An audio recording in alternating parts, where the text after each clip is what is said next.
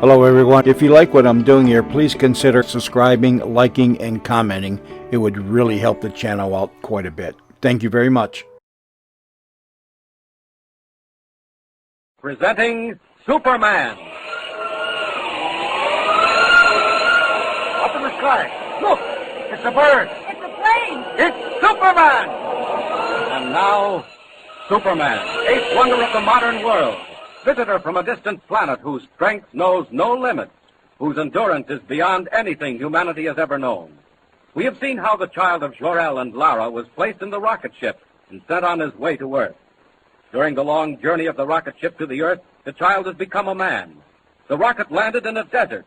Superman stepped forth full grown to explore this strange new world in which he found himself. Today, as our story continues, we find him hovering with his curious power above a quiet highway in Indiana. The trolley car is just pulling up the hill, and as Superman wheels and turns in curious flight, unseen below, a man and a boy come out of the shed that serves as waiting room.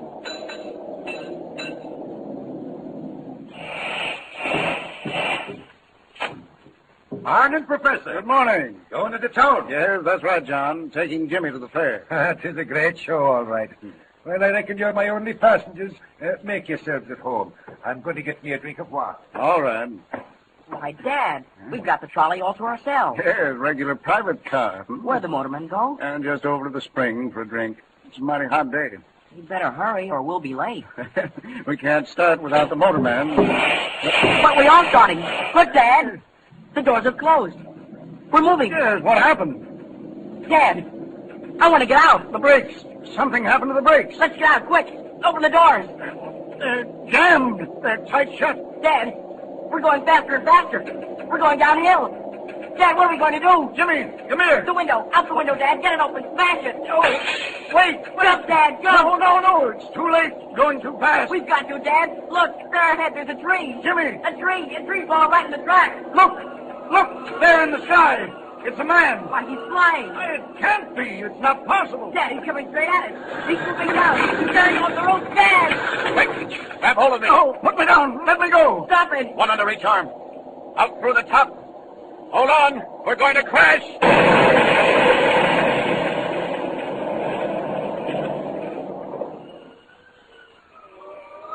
Well, we just got out of that in time. Trolley car's a wreck. Smashed into a million pieces. Where are you going? What are you doing to us? What's happening? Pull us down. Don't be frightened. You're all right. How to get you out of there in a hurry. Pulling off that roof was the only way. Now we're going down again. Down. There you are. Safe and sound in the field. Well, I don't know what to say. Quite all right, Professor. Getting you and the boy out of that car was nothing. I can't believe it. Who are you, anyway? Where do you come from? I have no name. I come from a world that no longer exists. Here in this world of yours, men would call me a Superman. It's a dream. A wild, impossible dream. But, Dad, it happened. We saw it. He flew down, took us under his arm. And out of the car, that's all. Nothing so strange about that. And you saved our lives, Jimmy's and mine. I don't understand even now, but I'm grateful. Are you, Professor? Do you doubt it? Would you do something to prove it? Would we? Anything at all. Then make me a promise. Promise that you'll say nothing at all about what's happened. What? Don't you want people to know? Not just yet. I want no one to know, except those I help. Will you promise? If you wish. I do, believe me. Then you have our word. Is that all? No. You've given me your promise. Now I want your advice. You want advice from us? You know this world. I'm a stranger. You know the people in it. I have still to find them out. You want to meet men, is that it? Not meet them, Professor. Observe them. Study them. See them at their best and their worst. Know which to help and when help is needed. If you can tell me that... Dad, can we help him? Well, I think so, Jimmy, if that's what he wants. It would mean a great deal to me. Well, my friend, if we can call you that. I hope we can. My first friends on this earth. To mingle with people, to see men at the highest and the lowest, if that's what you want. Well, now let me think. Now, how about a newspaper, a great metropolitan daily? A newspaper? Well, yes, join their staff. Be a reporter. Oh, but you can't do it in those clothes. Not that blue costume with the cloak and shield on your breast. Gee, you couldn't. Jimmy, these are the cloak and the shield of Superman. If I become as other men, I shall dress as other men. Well, you'll have to assume some kind of a name. What do they call you? I have no name. Well, how about Clark Kent? That sounds all right. Yes, why not? It's usual enough. Won't attract attention. Clark Kent. Clark Kent. Yes. And about joining a newspaper. That should give me an opportunity to learn the troubles of men, to know whom to help, and when help is needed. I'll do it. Many thanks to both of you for your advice. Well, no thanks are necessary. If there were only something more... Just this. Remember your promise. Never to reveal my identity. And now, goodbye. I've stayed too long, and I'm off. Goodbye. Goodbye. Goodbye. They're right. Superman must become a reporter. A reporter by the name of Clark Kent. Clark Kent. I'll do it.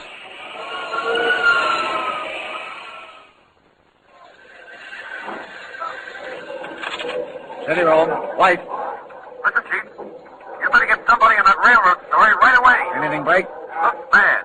I don't know where your dope came from, but it sure was right. Where are you now? To the yards out of town. If I were you, I'd have somebody watch the man they call the Wolf. The Wolf. That's what I do, Chief. Watch him. Trail him. Follow him every minute. He's at the bottom of this as sure as you're born. Oh, hey, I gotta beat it. Someone's coming. Oh. Excuse me, Mr. White. That young man's still waiting. What young man? Oh, the one who wants a job? Well, let him wait. Who have we got that's free? McCann's on the coast. Grayson's down in Virginia. Most of the day men are full up. I knew it. Confound it's always the way. Something breaks and nobody to handle it. What is it, Mr. White? Railroads. Sabotage. I didn't believe it, but there may be something in it after all. If there is... Yes, sir? If there is, Miss Smith, it'll be the biggest story since Lindbergh. And me short-handed. Oh, what's the use? Yes, sir. About that man. Oh, send him in. Send him in. Yes, sir. Come in, Mr. Kent. Mr. White will see you now. Thanks. You want to see me? Close that door. Yes, sir. My name is Kent. Clark Kent. What's going to do for you, Mr. Kent? Well, Mr. White, you can give me work, I hope. Work? On the paper? Yes, sir. I'd like to be a reporter. No, you'd like to be a reporter. What papers have you worked on? Well, none, sir, but... No, you haven't. But you think you'd be a whiz. Well, I'm afraid I can't use you, Kent. You mean you haven't any openings? Not for greenhorns. I'm sorry if I'm blunt. But, Mr. White, even if I am a greenhorn, suppose I brought you a good story. And where would you get it? I'm afraid you'll have to excuse me, Mr. Kent. A really good story? Such as... Such as the complete insight on the man called the Wolf on the Western Railroads? What's that? You heard me. Do you want that story? Do I want it? Well, I should say I do. But look here. I think I could get it for you, Mr. White. What do you know about the Wolf? A little bit. Where did you ever hear his In name? connection with railroads, Mr. White. Oh, stop beating around the bush. I only heard the beginning of that myself yesterday morning. Not a paper in the country's carried a line, and yet... Yet I come in here and talk about it.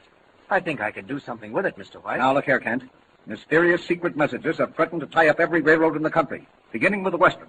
For a while, the road paid no attention. And then the cracked flyer on the P&R went off a bridge. Yes, I read about that. And naturally. But you didn't read about the warnings because they weren't printed. Weren't printed? No, and they won't be. Not until we've checked all the angles. And then this man, the Wolf. Oh, yes, the Wolf. Now, where do you come in? How did you get to know the Wolf? Excuse me. Say your own, White. My friend, tomorrow night, the Silver Clipper leaves Denver for the west. It will not arrive in Salt Lake City. Hey, what's that? Who's this? I have been called the Wolf. Goodbye. Hey, come back here. Come back here. Wait. Yes, Mr. White? Where did that call come from? I'm sorry, sir. The party's been disconnected. Ah, nuts. Beg your pardon, sir, but if that call did come from the Wolf, I should be inclined to believe it. Huh? How do you know who that was? If I were you, I'd warn the officials in charge of the Silver Clipper. Look here. You couldn't hear that phone. What is this? How do you know who called me? As I was saying, Mr. White, suppose I brought you a good story. The story of the Silver Clipper and the Wolf. I take chances, Kent. I'm going to take a chance on you. Thank you, Mr. White. It's 2,000 miles. You'll have to hop a plane. I'll get there, Mr. White, in spite of the weather. Lord, I hadn't noticed the weather. Well, get to the airport anyway. You rang, Mr. White? Miss Smith, this is Clark Kent, temporarily attached to our staff. You'll note I said temporarily. Yes, sir. Kent leaves for the west for the first plane. Get him tickets and the $200 advance. Mr. White, all planes are grounded. That's all right, sir. I'll get there. Take him outside. Show him what he needs to know. Mr. White, I'd like to thank you. Oh, let it go, Kent. Let it go. You get a story and you get a job. You're either clairvoyant or the luckiest guesser alive. Either way, I can use you. But if you miss out, well... This way, Mr. Kent. Thank you, Miss Smith. Nice of you to show me around. Pretty lucky, I'll say. 100 good newspaper men walking the streets, and you stepped right into a job. I say, I am lucky. You wait in here. It's the anteroom of the cashier's office. Well, I really don't need an advance. Oh, playboy in disguise, eh? Wait here. What a rotten night. Don't fall out that window. It's 20 stories down. Beautiful view, even in the fog. You wait right here till I get your money. Then I'll introduce you to a few real newspaper men. Plane's grounded. 2,000 miles to go. Sorry, Miss Smith. I'm afraid I can't wait. Clark Kent may need a plane, but Superman doesn't. Up with a window. And out.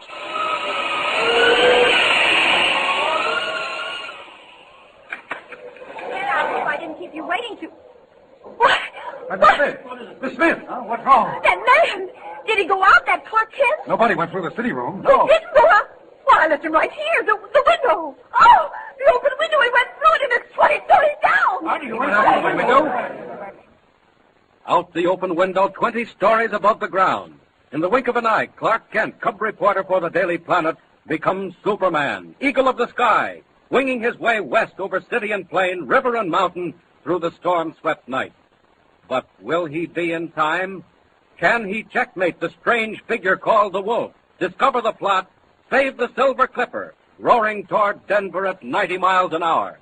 And remember, don't miss the next installment of Superman.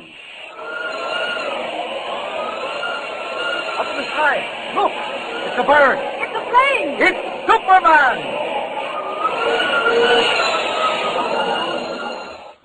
Superman is a copyrighted feature appearing in Action Comics magazine.